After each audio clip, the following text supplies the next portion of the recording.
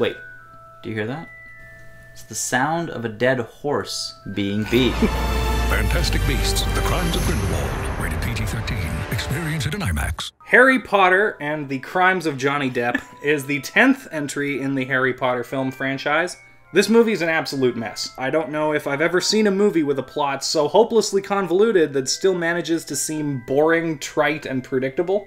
There are so many different plot lines in this movie. They're not at all connected into a cohesive story. Just loosely kind of stitched together. I'm just disappointed. There are inklings of good ideas here. Little slivers of hope, but tossed aside. Making a zoologist your main hero is an interesting idea. It's one they totally don't run with. Exactly. There's probably, no exaggeration, like 7 or 8 characters who this movie wants us to think are important, who could be cut entirely without affecting the movie at all. Yeah. And the sad part about that is that the main character, Newt Scamander, is one of them. Newt Scamander isn't here because he's a zoologist. He's here and he's a zoologist. Exactly. They could have very easily made him more important, but they didn't. The first film, he was in the States because they were chasing after something that was his expertise. Lo and behold, turns out it's bigger than him. It worked. Here, it's like, Newt, you're the only one who can shut down the baddest baddie in the world. I can't move against Grindelwald. It has to be you. We need your magical zoology abilities, Newt. You're the only one! It's ridiculous. Hey guys, I'm Eddie Redmayne, and I play Newt Scamander. This movie is not about fantastic beasts. I really wish this series would just drop the pretext that it's supposed to be about a magical zoologist and just own up to the fact that it's another Harry Potter movie. Look at how small the main title is compared to the subtitle in this movie's wordmark. Exactly, yeah. It's pathetic. Like, give it up. This movie is absolutely stuffed to the brim with Harry Potter fan service that doesn't need to be there. And, you know, obviously a Harry Potter movie should have fan service, but this is completely overboard. Yeah. Nothing happens here except for chaining one fan moment to another. We're seeing this movie that's trying to get to its destination and just hitting all the stops along the way. We see Hogwarts, Bogarts, Killing Curse, Nagini, Portkeys in the middle of nowhere, you know, Dumbledore, of course, and there are other things I can't mention, but it's just like, hey, remember this from book 1? Well, bada boom! Here it is! Yeah, there. Whoa, hey, did you read book 3? Because this one's for you, guy. Nicolas Flamel.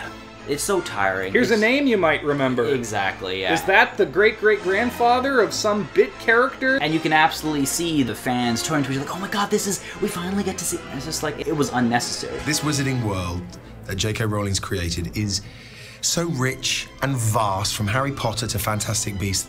It didn't need to be in the film, and so it was pointless fan service, and it's all on top of this super paper-thin plot about the baddest baddie in the world. I've heard that from the Harry Potter series before. It was Voldemort, and now it's a different person with a weird V in their name, Grindelwald, which some people don't even pronounce correctly. Even in the 7th book where Grindelwald was introduced, they straight up say in the book he was like Voldemort, but before Voldemort. Yeah, I've seen this before, and you're not doing anything interesting with it.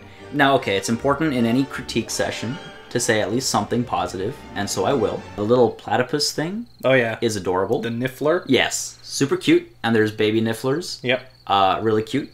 They look like platypuses. Yep, exactly. Platypi? Platypi. The acting is all fine.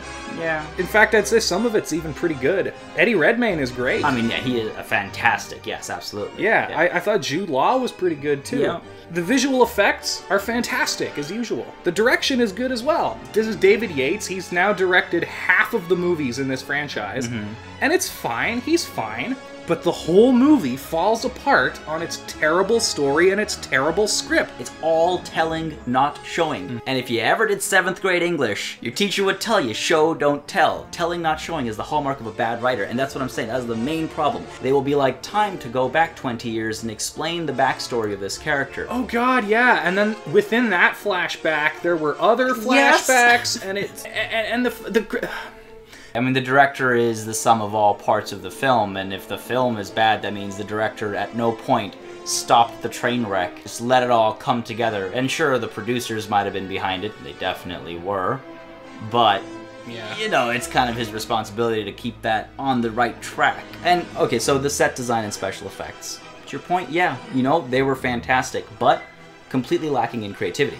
Compared to the first 8 movies and the books, Yeah. Nothing new is done here. It's good quality work, but Sure. there's nothing memorable. The only magic trick here is how this movie is going to be making money despite being trash. You've probably already decided if you're seeing this or not, but if you aren't sure, if you're on the fence and you're curious about this movie, don't be. Skip it.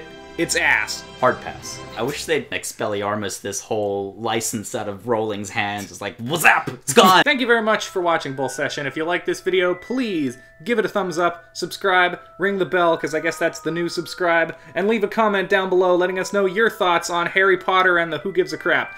There's other videos up here on the screen. Watch them. Thank you very much, and take care. Hey guys, I'm Redmayne and I play Scamander.